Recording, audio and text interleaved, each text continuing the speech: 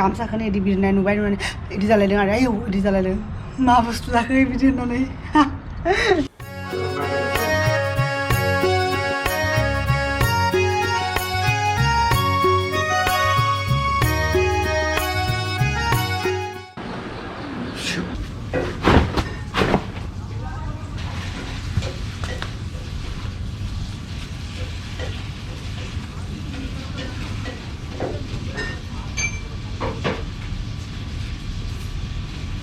Good morning लोगोफोर बिसोरो एसांसो progress खालामबाय आरो दा बानायबाय थादों बेखौ बेथिं कुलामबो होदों कुलाम होनानै बिथिं आरो बारायलांगोन आरो सिंनिफ्राय स्टार्ट खालामगोनदां बिसोरो 2 weeks होनदोंमोन बिसोरो बुंनायालाय माया बारा नांखागोन खमसे खम 20 days नांगोन आरो दाथ' बे सेप्टेम्बर एन्ड मोनफैबाय अक्ट'बर फार्स्ट उइक बा अक्ट'बर 15 सिम फोजोबनो हायो खोमा आरो बिसोरो दा नायनोसै बेनिखाय एसेखौबो आं खोबना दोनबाय आरो आउटडोर इउनिटखौ नङाबा बिसोरो खामानि मावबाय थाबा बे डास्टफोरा हाबोना फेनाव डास्टफोरा हाबबाय थाबा बिदिनो जाम जालांगोन होमबा एफिसियेन्सिया खम जालांगोन आरो एसेनि बेनिखाय आं डास्ट हाबगोनखाय बेखौ खोबनानै दोनखायो आरो हराव जोङो सोलायो आरो हराव उन्दुनो हायाना माहाय गरम जाखायो हराव बेनिखाय जों हराव बेखौ लगायना दोनखायो आरो जोंना स्पेसियेल दिनै बानायबाय थादों माबा मोनसे लान्चनि थाखाय मा बानायदों लोगोफोर दिनै आं माने बिथांनि डिमान्डआव बानायदों नैबे दाख्लै जों लाबोदोंमोन ना सियार बागनिफ्राय फस्ला थालिर फस्ला ओमफ्राय बिथिं दाउ बेदरजों थालिर फस्ला बानायगोन आरो नङाबा बेबो गाज्रि जालांगोन ना उइकेन्ड फैनायसिम ओंखायनो सानबाय दिनैनो बे बुंबाय अफिसावबो हरजायो ओंखायनो अफिसावनो दाउ बेदरजों ब्रयलारजों बेखौ संदों आरो दिनै दा लान्चनि थाखाय बेनो आरो अफिसनि दा फार्स्टआव बेदरखौ एवना लादों आलुबो दरसे होदों आरो दरब्रैसो होदों आरो आलु फार्स्टआव एवना लादों एसे 15 मिनिटसो एवगोन बिनि उनावसो फस्ला होगोन आरो फस्लाखौ मैया हानानै दोननायखाय माहाय गोसोम जालाङो आरो एराबो एसे बोराय जानाय बायदि जादोंमोन ओंखायनो आं मैयानो हाना दोनदों बेयावलाय आरो बहा जोंनि गामिनि बेसा मोननाय फ्रेस बेयाव बोराय बिदिनो मोनगोन आरो बिसोरो बोरायनिफ्राय लाबोयो ना आरो माबा थालिर बिफां बेबो बेखौबो मिथिया जोङो जिखिजाया मोनखाया नालाय जि मोनदों बेखौनो थिखांना लाबोदों आरो बिदिनो जोङो खेबसे थालिरनि फ्लावार मोनोना थालिर मैखुन बेखौबो जोङो बायनानै लाबोदोंमोन आरो जानानै नायनोसै होननानै बेनिफ्राय एफा गोखा बे माबा थालिरमोन बे थालिर आथिया दोङो ना बेनिखौसो जायोना जोंथ' गामियाव बेखौसो बारा जायो आरो दा बेयावबा बिसोरो माबा थालिरनि लाबखौ एफा गोखामोन आं जानोनो हायाखै आं एफा बारा गोखाखौबो जानो हाया आरो नर्मेल गोखाखौ जानो हायो आरो बे नारजि मैगं गोखा बा आरो बे उदासिनि गोखा बेफोरबायसाखौ जानो हायो आरो बे थालिर फ्लावार दङमोन ना थालिर मैखुन बिनि गोखाया ओरैबायदि गोखामोन आं बेखौ जानो मोजां खेबसे बिदिनो जादोंमोन आरो न'आव बे अमृतसागर थालिर दङ ना बेनिबो मैखुनखौ जोङो जानानै नायनोसै होननानै न'आव बानायदोंमोन आरो ओरैबायसा गोखा बेबो जों जानोनो हायासै बेखौ सोमनानै दोननांगौ खोमा बाहाय सोमनानै दोननानै संख्रिजों सोमनानै दोननानै दैखौ गारनायनि उनाव बेखौ संनानै जानो हायो आरो फुंनि दै लोंनोसै आरो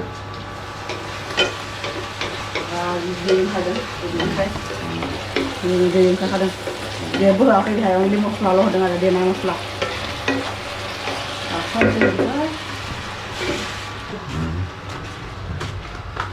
दा दै एसे लोंना लानोसै बेनिफ्राय आं माहाय एक्सारसाइज खालामगोन आरो दैलिनि एक्सारसाइजखौ बेखौ सानफ्रोमबो खालामबाय थायोना बेनिखाय खालामबाय थागोन आरो ओरैनो लोगोफोर आंना जिया आं अलरेडि नोंथांमोनखौ बुंखादोंमोन ना जेब्लानिफ्राय बे जोंनि बे न'आ रेनुभेट जागासिनो अब्लानिफ्रायनो आंना बे जि सुनाय रुटिना आरो उल्था जागासिनो आरो मोनाबिलि सुनानै हराव लामना दोनो ओमफ्राय फुङावसो बेखौ थिखाङो आरो जिखौ मानो होनबा मिस्ट्रियाथ' बेहायनो थाबाय थायोना बेहाय सानफ्रोमबो बेहाय एनिटाइम माने बेहाय सानसे माने थाया गाहायावबो थाङो बिसोरो बे गाहायजोंनो बेजों माने कानेक्टेड ना गाहायनिया मोजां जाबासो बेनिया बे मोजां जागोन सादा बेहायबो माने फैबायनो थायो आरो ओंखायनो मा समाव फैयो जेबो गेरान्टि गैया आरो बिसोरो ओंखायनो आं बेहाय दोननो हायाखै आरो ओंखायनो आं बेखौ खालि दोननांगौ आरो नङाबा आरो आं सुनासो होगोन लामनासो होगोन बिसोरो फैगोन नङाबा आंहानो प्रब्लेम जायोना थिखांलाय आरोबाव लामलाय बिदि जाबाय थायो दा नायनोसै रानबायना रानाखैबा आंना जिफ्रा ओरैनो फुरा फुटबल गेलेगासिनो ओइथिं बिसोरो माबा सानफ्रोमबो गेलेनो फैयो आरो फुरा फिजिकेल माने एक्सारसाइज आरो मोजांबो बडिनि थाखाय रानबाय जियालाय राननायालाय हरसे माने थाबाथ' रानखागोनानो जेसेबां बाराबाबो बे लंपेन्टआसो रानदोंना रानाखैथाय बेखौसो डाउटमोन बेबो रानदों बेहाय बिदि सेन्देल गाननानै आरो न'आव गाननो हाया आरो ओरैबायदि बाला फैयोना ओंखायनो सेन्देलखौ आखायाव लानानैसो बाथरुमाव डाइरेक्ट थांनांगौ दा बेहायनो दोनसै लोगोफोर मैया आं बेखौबो बायदोंमोन आरो बायनाय माने मैया बेबो मोनफायदों आरो दा बे फिट जायोना जाया नायाखैनो बाइकनि कभारा आंनि माबा खालामदोंमोन ना मोख्राया जानानै बेनिखाय बे गोदान अर्डार होदोंमोन आरो दा बे फिट जायोना जाया बेयावथ' लिरनाय दङ आंनि बाइकनि मडेलानो थान्डारबार्ड 350 होननानै 350 500 होननानै दा बेखौ ट्राइ खालामनो टाइमखौनो मोनाखै दा उइकेन्ड फैबासो बेखौ ट्राइ खालामहैगोन आरो बेनिखाय आं मोनबो खालामाखै टिकेटफोरखौ सोब दोनदों बायसान्स जुदि बे फिट जाया होमबा रिटार्न खालामनांगोन आरो फिट जागोन बेसा मोनदों मानसिफोरनो कमेन्ट नुदोंमोन आरो बेयाव लिरनाय दङमोन आरो बे स्टिचआ मोजां नङा होननानै बाखि सब थिगानो दङ होननानै जाबानो जाबाय आरो जिखुनु मथे जाबानो जाबाय आरो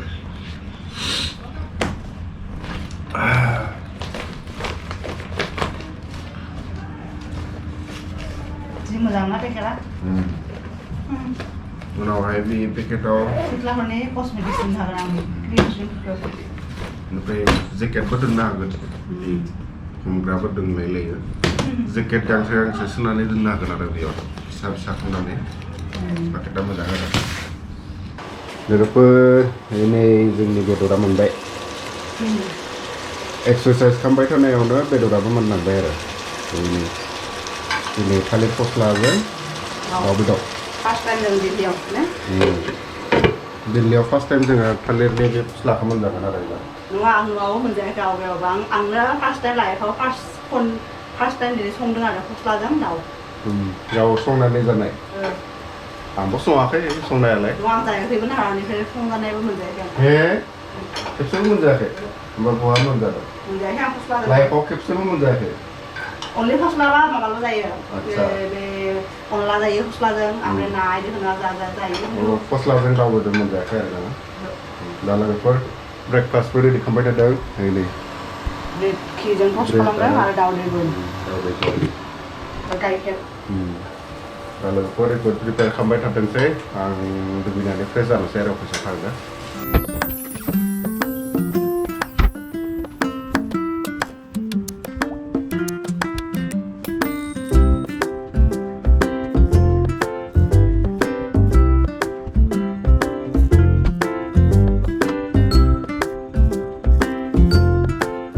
लोगोफोर आं दुगैखांबाय मिस्ट्रिफ्रा फैनायनि सिगांनो दुगैना लाबाय ओमफ्राय दा बे बेडशिटआबो बे मिस्ट्रिफ्रा खामानि मावनो फैगासिनो ना बे साननैसो बालाफ्राबो फैयोना न'आव हाबफैयो ओंखायनो थाब थाब लेथ्रा जायो आरो बेडशिटआ ओंखायनो दिनै चेन्ज खालामबाय जोंना आवगायाव बिसिनाया फिसाथारमोन ना बे जे जोंनि हलाव दंना ड्रयिं रुमाव बे ड्रयिं रुमनि बायदिनो आरो बे जे गंनै दंना बेहाय बिसिना बेबायदिनो आरो फिसा फिसा बेहाय गांनैखौ बिदि जरा लगायनायमोन आरो दा ओंखायनो जोंना बेडशिटआबो एसे फिसा जायो आरो अरजाला दा थाथोंसै आरो जेसेबां दिन सोलिथोंसै ना मा होनो लोगोफोर आरो नै आंना जिबो जाबनांगौ बेबो खामानि बेखौबो जाबनोसै लोगोफोर आं खामानि मावगासिनो आरो नै आं दा बे बाहेरायाव नैबे आरो गामसा बहा थांखो दङ आंना नैबेहाय गामसाखौ बेहाय लामदों आरो लामना दोनदों ओमफ्राय बेखौनो बे रुमनिफ्रायसो इदि बिरलांबाथाय इदि नुयोना बेखौनो आं थाब इदि खामानि मावनानै आरो इथिं मेगना इथिं फैदोंमोन आरो आं आयौ मा एफा गोलाव गोलाव बुस्थु इदि होननानै जि बागदावलायबाय आरो आयौ सोर आंहा इदि जाखायो मिथिया आरो मानोबा आंना एकदम मा होनो बेखौ बे फारौनि मानसिया होनोना जायफोरनिखि मानसिया बिराद गिख' थाब थाब बिदि बागदावलायो बेफोरखौ मा होनो फारौनि माने जिउ दङ नामा नोंनाव बिदि होनोना डायलग होनोना फारौनि जिउ दङ नामा नोंनाव ओंखायनो फाजों नों गिख' बिदि होनोना आंबो बिदि जायो आरो एकदम गामसाखौनो बिदि बिरनाय नुबाय नुनानै बिदि जालायदों आरो आयौ बिदि जालायदों मा बुस्थु जाखो बिदि होननानै आवगायावबो आरो आं बिदि बे टंलायाव बिदि थांलाय फैलाय खालामोमोन ना बे जेब्लानाखि कलेजाव फोरोंदोंमोन स्कुटिजोंथ' थांलाय फैलाय खालामोना टंलायाव जोंनि न'निफ्राय एसेबां किल'मिटार जागोन लामाया मोजां जाबाय नालाय दा बारा गोजान जाया गोजान जाबाबो बारा टाइम लाया आरो आं ओरैबायदि गोसा सालायोमोन आरो बारा खमसे खम 20 मिनिट बा 18 मिनिट बिदियावनो मोनहैयो आरो जोंनि न'निफ्राय आरो स्कुटियाव आरो आराम थांबाथ' एसे सम लायो खिन्थु मोजां एकदम स्पिडाव थांबा आरो 18 मिनिट्स खालि लामाबा आरो 18 मिनिट्स बिदियावनो मोनहैयो आरो बिदिनो आरो मालाबा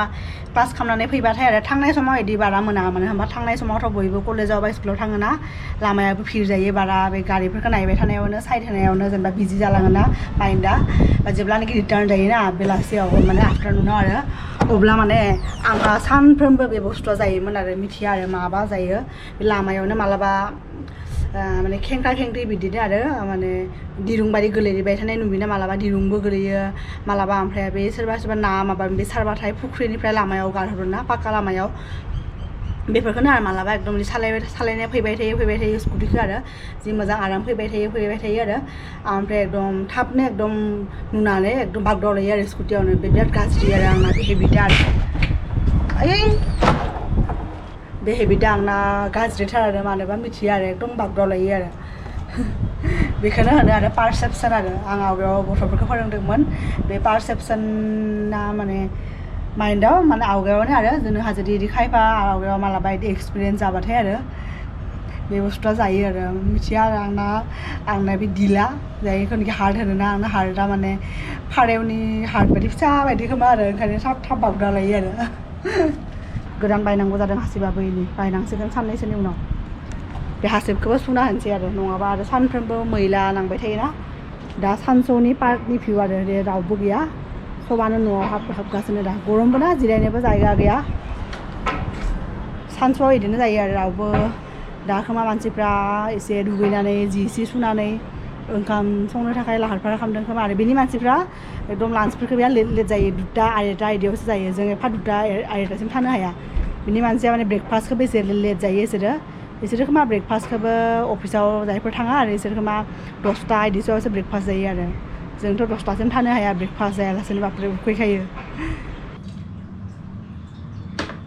लोगोफोर आं ओंखाम जाहैनोसै आरो ओंखाम जानो सम जाबाय दा सानसौनि आरो 12:30 जाबायना आं आरो 12:30नि उनसिम थानो हाया आरो बिराद उखैखायो 12टा जाबानो उखैखायो आरो आंहा ओंखायनो दा लोगोफोर जानोसै आरो ओरैनो नोंथांमोनाथ' दहाय नुदोंनो ना बे माने थालिर फस्लाजों माने दाउ बेदर बानायदोंमोन नैबेनो आरो नैबे लोगोफोर थालिर फस्लाजों दाउ बेदर ओंखाम आरो बानलु लादों आरो बेनो आरो दिनैनि लान्च आरो बे थालिर फस्लायाबो बिदिनो नङाबा आरो उइकेन्डआवसो जों जे मोजां जायोना बेदर बा ननभेजफोरखौ जोङो उइकेन्डआवसो जायो बा बे थालिर फस्लाया माने एसेबो बोरैबा रानलांगोन ना ओंखायनो हासबेन्डखौ बुंबाय मा खालामनो बे थालिर फस्लाखौ बे बुंबाय थालिर फस्लाजोंथ' दाउ बेदर बानाय जायो दाउ बेदर बानाय आं अफिसाव होबानो जाबाय अफिसाव जेबो प्रब्लेम गैया जोंनि जुनियरफ्राबो इसोरबो उइकआव खननै इसोरो माने चिकेन लाबोखायो आरो टिफिनाव बिदि होनदों आरो ओंखायनो आंबो दिनै बानायबाय आरो मैया चिकेन अर्डार होदोंमोन आंथ' बाहेरायाव थांनो सोलाबाखै बे मिस्ट्रिफोरनि थाखाय बाट आं फन हरनानै आरो बे इसोरनि मिट शपनिफ्राय अर्डार होदों ओमफ्राय बिसोर होफैदों आरो 1 किल'थ' संखायाखै आधा किल'बो नङा एसे संदों आरो